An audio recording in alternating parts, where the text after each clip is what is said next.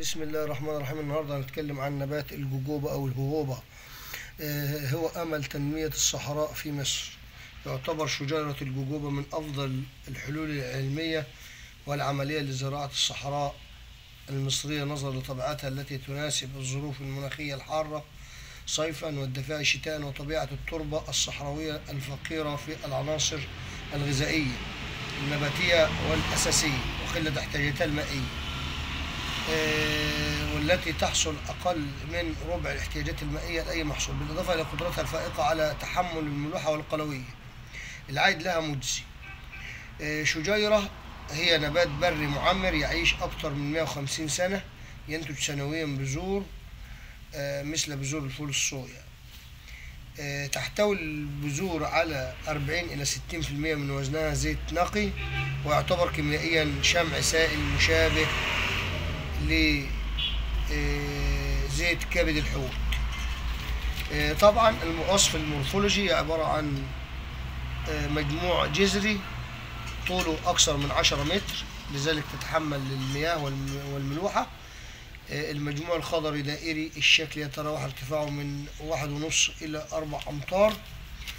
مزايا زراعة الجوجوبا: أول شيء احتياجاتها القليلة من الماء وقدرتها الكبيرة على تحمل العطش، مقاومة النباتات ملوحة الماء والتربة، مقاومة النباتات القلوية في الأرض، قلة حاجتها للرعاية من تقليم وتسميد وخدمة زراعية، قلة التعرض للإصابة بالأمراض والحشرات، وندرة حاجتها للرش الوقائي والعلاجي، مناسبة طبعا لجو الصحراء المصرية، إنتاجها آمن. ومن شروط نجاح زراعتها طبعا أو أن تكون الأرض جيدة الصرف، لا ينصح بزراعتها في الأراضي التي تكون عرضة للفيضانات أو سيئة الصرف.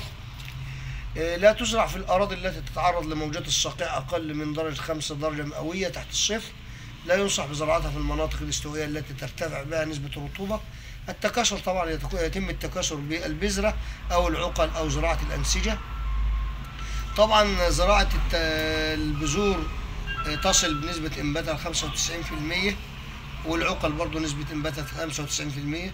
تزرع الجوجوبا في خطوط تبتعد بين الخط والخط من 4 متر، بين العود والعود 2 متر. تحت طبعا يحتوي الفدان من 300 إلى 400 عود أو شجيرة.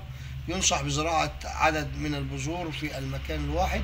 يحتوي الفدان على نسبة 10% من الذكور لإنتاج حبوب اللقاح، وتزال باقي الذكور.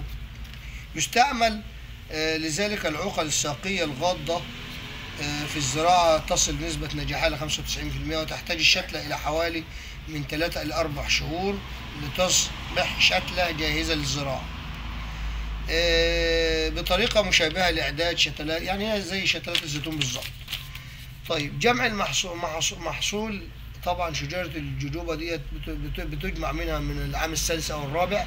متوسط الإنتاج للشجرة من 250 إلى 300 جرام، قد يصل إلى 2 كيلو بذور للشجرة الواحدة. يجمع الإنتاج خلال شهر يوليو، ويمكن تخزين المحصول لفترة طويلة من سنة لسنتين على الشجر. يجمع الإنتاج طبعا يدويا أو بواسطة ماكينات. القيمة الاقتصادية طبعا لشجيرة الجوجوبا: نبات رعوي، تثبيت الرمال، التشجير وتزيين الشوارع. طبعا في ثمار وأوراق. الأوراق إنتاج مواد مقاومة للبكتيريا والنيماتودا. طيب بالنسبة للثمار فقشور والبذور. القشور طبعا عبارة عن مخصبات للتربة والأشجار، مقاومة للنباتات والنيماتودا، بعض الأمراض النباتية. القشور طبعا دي القشور. أما بالنسبة للبذور استخلاص الزيوت منها زيت شمع السائل، كزب الهوهوبا، طبعا علف، سماد عضوي، شمع أو زيت الشمع طبعا بطريقة الهيدراجيا يتحول لشمع صلب. طبعا زيت الشمع بيستخدم في الطهي، في التجميل، مستحضرات الطبية، زيوت للمحركات التشحيم، صناعة الجلود والمطاطات، صناعة البوابات والبويات والورنيش، صناعة الأحماض الأمينية والكحولات، صناعة الصابون والمنظمات، صناعة مواد مانعة للفوران أو التأكسد. شمع الصلب الإنارة، التلميع والدهانات القوية، مستحضرات التجميل، صناعة الورق واللبان، صناعة النسيج، والبلاستيك، التغليف الورقي لمحاصيل الفاكهة والخضار، والتغليف الوقائي. سليم. زيت الهوبا ده طبعا إنتاج شمع. طبعا يعتبر زيت الهوبا ده البديل لزيت الحوت أو بديل لزيوت البترول. مواصفات الفوائد الاقتصادية للشمع طبعا: يوجد بدرجة عالية النقاوة، يستخرج من البذور بطريقة سهلة، يتحمل التخزين لأعوام عديدة، له رائحة مقبولة غير كريهة، مقاوم للأكسدة ومقاوم للجفاف، يسهل اتحاده بالهيدروجين، يسهل اتحاده مع الكبريت لتكوين مواد ثابتة، يسهل اتحاده مع الهيدروجين ويمكن تحوله إلى شمع. مصدر مهم للأحماض الدهنية والكحوليات طويلة السلسلة الأحادية عديمة التشبع. في حاجة تانية برضه هنتكلم عليها برضه: الاستخدامات الصناعية في مجال التجميل ومحركات التشحم. المواصفات طبعا: المواد ذات النشاط السطحي، مجال صناعة الأدوية، ويستخدم أيضا في الشمع الصلب المهدرج مع شمع البروفين لتحسين. طبعا الكزب يستخدم في صناعة الكزب برضه، والكزب للحيوانات.